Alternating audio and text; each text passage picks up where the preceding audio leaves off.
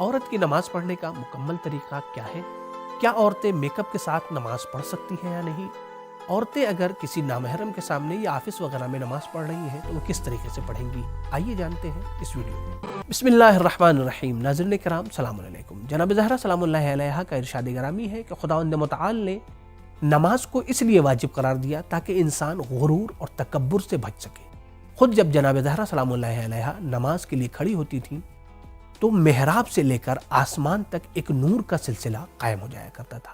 آج ہم اس ویڈیو میں یہ جاننے کی کوشش کریں گے کہ عورتوں کی نماز کا طریقہ کیا ہے۔ عورتوں کے لیے نماز کے شروع کرنے سے پہلے جو سب سے اہم پوائنٹ ہے جس کی طرف انہیں توجہ کرنا بہت زیادہ ضروری ہے وہ یہ ہے کہ وہ اپنے حجاب اور پردے کا خاص خیال رکھیں۔ اپنے پورے بدن کو ڈھکنا ہے، چھپانا ہے، حتیٰ بالوں کو بھی چھپا کر رکھنا ہے۔ صرف کچھ چیزیں ایسی ہیں کہ جسے وہ کھلا رکھ سکتی ہیں، جسے ہم بہتر طریقے سے سمجھتے ہیں اسکرین پر۔ وہ حصہ جو نماز میں کھلا رہ سکتا ہے ان میں پہلا حصہ ہے چہرہ۔ چہرہ صرف اسی مقدار میں کھلا رہ سکتا ہے کہ جو وضو میں دھویا جاتا ہے، یعنی صرف اور صرف یہ حصہ کہ جو کھلا ہوا ہے اس بچی کا، صرف یہ حصہ نماز میں کھلا رہ سکتا ہے۔ اور دوسرا حصہ کہ جو کھلا رہ سکتا ہے وہ ہے ہاتھ کا، لیکن ہاتھ گٹے سے لے کر انگلیوں کے سرے تک ہی کھلا رہ سکتا ہے، یعنی صرف اور صرف یہ انگلیوں کے سرے سے لے کر یہ گٹے کا حصہ ایسا ہے کہ جو خواتین کا نماز کے درمیان میں کھلا رہ سکتا ہے۔ اگر اس کے علاوہ کھلا رہ گیا تو ایسی صورت میں خواتین کی نماز صحیح ہوگی یا باطل، اس کے بارے میں انشاءاللہ آگے ویڈیو میں بیان کیا جائے گا۔ تیسرا حصہ کہ جو نماز کے درمیان کھلا رہ سکتا ہے وہ ہے پیر، لیکن پیر کا صرف اتنا ہی حصہ کھلا رہ سکتا ہے کہ جس پر وضو میں مس کیا جاتا ہے، یعنی یہ اوپر کا حصہ کھلا رہ سکتا ہے، چاہے محرم کے سامنے نماز پڑھ رہی ہوں خواتین یا نامحرم کے سامنے۔ لیکن ہاں، اگر نامحرم کے سامنے نماز پڑھ رہی ہیں تو ایسی صورت میں باطنی حصہ یعنی تلوے کا چھپانا ضروری ہے، لیکن اگر وہ تنہا نماز پڑھ رہی ہوں یا محرم کے سامنے نماز پڑھ رہی ہوں تو تلوہ کھلا رہ سکتا ہے۔ اب اگر اس سے زیادہ کوئی حصہ کھل جا رہا ہے تو ایسی صورت میں عورت کی نماز کا کیا حکم ہے؟ تو دیکھیں اس کی کچھ صورتیں ہیں۔ پہلی صورت یہ ہے کہ مسئلہ نہ جاننے کی بنا پر نماز میں وہ حصہ کہ جس کا چھپانا ضروری تھا وہ حصہ کھلا رہ جا رہا ہے۔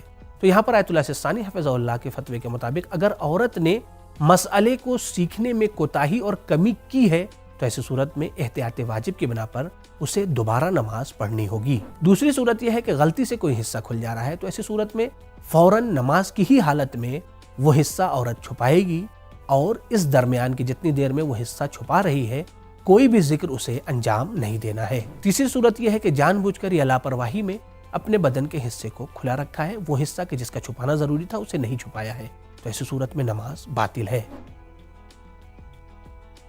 جب پردہ مکمل ہو گیا تو اب مرحلہ آتا ہے نیت کا، اور نیت کے بارے میں آپ کو معلوم ہے کہ نیت کا زبان سے ادا کرنا ضروری نہیں ہے، بلکہ صرف آپ متوجہ ہو جائیں کہ آپ کون سی نماز پڑھ رہی ہیں، ظہر کی پڑھ رہی ہیں، عصر کی پڑھ رہی ہیں، مغرب کی پڑھ رہی ہیں، بس یہی کافی ہے، یعنی صرف متوجہ ہونا کافی ہے۔ نیت کے بعد دوسری چیز ہے تکبیرۃ الاحرام یعنی اللہ اکبر کہنا۔ اس میں خاتون کو اس بات کا خاص خیال رکھنا ہے کہ اس کا بدن حرکت میں نہیں ہونا چاہیے بلکہ بالکل ساکن ہونا چاہیے۔ اگر جان بوجھ کر حرکت کے عالم میں کوئی خاتون تکبیرۃ الاحرام کہہ رہی ہے یعنی اللہ اکبر کہہ رہی ہے تو اس صورت میں اس کی نماز باطل ہو جائے گی۔ تکبیر کہتے وقت مستحب یہ ہے کہ ہاتھوں کو کانوں کی لووں تک لے کے جایا جائے، جیسا کہ اس ویڈیو میں آپ دیکھ رہے ہیں۔ تکبیرۃ الاحرام کے بعد مرحلہ ہے قیام کا، کہ جس کے سلسلے سے کچھ اہم پوائنٹ ہے جسے ہم بہتر سمجھنے کی کوشش کرتے ہیں اسکرین پر۔ قیام کی حالت میں خواتین کے لیے دو چیزیں مستحب ہیں، واجب نہیں ہے بلکہ مستحب ہے۔ پہلی چیز یہ ہے کہ خواتین، جیسا کہ اس ویڈیو میں آپ دیکھ سکتے ہیں کہ خواتین قیام کی حالت میں اپنے ہاتھوں کو سینے پر رکھیں گی۔ یہ پہلی چیز ہے کہ جو مستحب ہے، واجب نہیں ہے۔ دوسری چیز کہ جو مستحب ہے وہ یہ ہے کہ خواتین اس طریقے سے کھڑی ہوں گی کہ وہ اپنے دونوں پیر کو ملا کر رکھیں گی، جس طریقے سے یہاں پر آپ دیکھ رہے ہیں ویڈیو میں کہ دونوں پیر ملا ہوا ہے۔ یہ عمل مستحب ہے، واجب نہیں ہے۔ قیام کے بعد مرحلہ ہے قراءت کا۔ قراءت میں خواتین کو یہ اختیار ہے کہ وہ نماز صبح، نماز مغرب اور نماز عشاء کو چاہے تو وہ بلند آواز سے پڑھیں یا چاہے تو وہ آہستہ سے پڑھیں، لیکن مستحب یہ ہے کہ وہ آہستہ پڑھیں، لیکن یہ اس صورت میں ہے کہ جب کوئی نامحرم آواز کو نہ سن رہا ہو۔ لیکن اگر کوئی نامحرم آواز کو سن رہا ہو تو آیت اللہ سستانی حفظہ اللہ یہ فرماتے ہیں کہ احتیاط واجب کی بنا کے اوپر ان نمازوں کو بھی اسے آہستہ پڑھنا ہے، لیکن آیت اللہ خامنئی حفظہ اللہ فرماتے ہیں کہ بہتر یہ ہے کہ इस सूरत में भी वो आहिस्ता पढ़े। क़िराअत के बाद बारी आती है रुकू की। रुकू में औरतों के लिए मुस्तहब ये है कि वो अपने दोनों हाथों को दोनों जानुओं पर रखें, यानी उनका ज्यादा झुकना मुनासिब नहीं है, जैसा कि इस वीडियो में आप देख सकते हैं। रुकू में एक अहम वाजिब है जिसे फ़िक़ही इस्तिलाह में क़याम मुत्तसिल में रुकू कहा जाता है, जिसे हम बेहतर समझते हैं स्क्रीन पर। वो क़याम के जो नमाज के दरमियान रुकन है वो क़याम मुत्तसिल में रुकू है कि जिसे इंसान अगर अख्तियारी हालत में जानबूझकर या भूले से छोड़ दे तो ऐसी सूरत में इंसान की नमाज बातिल हो जाएगी। पहला क़याम के जो रुकन है वो इस वीडियो में आप देख सकते हैं कि ये जो सूरे को ख़त्म करने के बाद एक लहजे के लिए जो रुका गया है यहाँ पर, ये क़याम मुत्तसिल बरुकू ये रुकन है पहला। नमाज में रुकू के बाद हम सजदे में जाते हैं, तो आइए सजदे के अहकाम को बेहतर समझते हैं स्क्रीन पर। औरतों के लिए मुस्तहब यह है कि जब वो रुकू से सजदे में जाएं तो पहले अपने जानुओं को ज़मीन पर टेकें, फिर उसके बाद अपना हाथ रखें, फिर सजदे में जाएं, जैसा कि इस वीडियो में आप देख सकते हैं कि किस तरीके से अंजाम दिया जा रहा है। रुकू कर लिया, फिर उसके बाद से जानुओं को ज़मीन पर टेका, फिर हाथों को ज़मीन पर टेका, फिर सजदे में बच्ची गई है। तो इसी तरीके से ख़वातीन को भी अंजाम देना है और ये अमल मुस्तहब है, वाजिब नहीं है। ख़वातीन के लिए मुस्तहब ये है कि जब वो सजदे में जाएं तो अपने आज़ा को समेट कर रखें, जैसा कि इस वीडियो में आप देख सकते हैं कि बच्ची किस तरीके से अपने आज़ा को समेट कर रखी हुई है।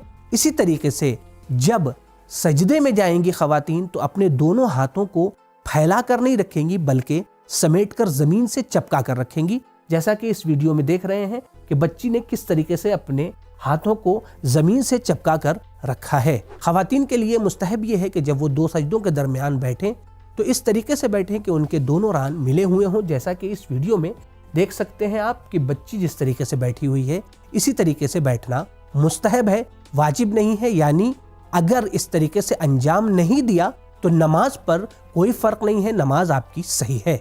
ख़वातीन के लिए ये मुस्तहब है कि जब वो दोनों सजदे को मुकम्मल कर लें और दूसरी रकत के लिए वो खड़ी होना चाहती हैं तो पहले बैठें, फिर उसके बाद से सीधी खड़ी हों, जैसा कि इस वीडियो में आप देख सकते हैं कि बच्ची ने सजदा मुकम्मल किया, फिर उसके बाद पैरों के बल बैठी, फिर उसके बाद इस तरीके से खड़ी हुई है कि उसके पीछे का हिस्सा मर्दों की तरह जाहिर नहीं हो रहा है। सजदे के बाद मरहला तशहुद और सलाम का है। औरतों के लिए मुस्तहब यह है कि वो अपने दोनों रानों को मिलाकर तलवे के बल बैठें, जिस तरीके से इस वीडियो में आप देख रहे हैं। ख़वातीन ऐसी जगह पर जहां नामहरम का आना जाना हो या सामने नामहरम हो, जैसे ऑफिस या पार्क वगैरह में, तो नमाज किस तरह से पढ़ें? देखिए, अगर कोई खातून नामहरम के सामने नमाज पढ़ रही है तो उसके लिए ज़रूरी ये है कि वो अपने पूरे बदन को छुपाए, हत्ता अपने पैरों के तलवे को भी उसके लिए छुपाना ज़रूरी है। सिर्फ 2-3 चीज़ें ऐसी हैं कि जिसे वो खुला रख सकती है। एक तो चेहरा, कि जब वो बगैर मेकअप का हो कि जितना हिस्सा वुज़ू में धोया जाता है। दूसरे हाथ, कि जो गट्टे से लेकर उंगलियों के सिरे तक है। क्या ख़वातीन का मेकअप के साथ नमाज पढ़ना सही है? औरतों के लिए जीनत के साथ नमाज पढ़ना मुस्तहब है, लेकिन हाँ, इस बात का ख्याल रहे कि अगर नामहरम के सामने नमाज पढ़ रही है तो ऐसी सूरत में मेकअप का छुपाना वाजिब है। अगर आपने मेकअप को नहीं छुपाया तो ऐसी सूरत में आपकी नमाज बातिल तो नहीं है, लेकिन हाँ, आप गुनाहगार ज़रूर होंगी। तो नाज़रीन कराम, उम्मीद करते हैं कि ये वीडियो आपको पसंद आई होगी, आपके लिए मुफीद साबित होगी। तो इसे आप दीगर मोमिनीन के साथ शेयर करना ना भूलें। इंशाअल्लाह आइंदा फिर से हाजिर होंगे एक नए मौजू के साथ। खुदा हाफिज़, फ़ी अमानिल्लाह।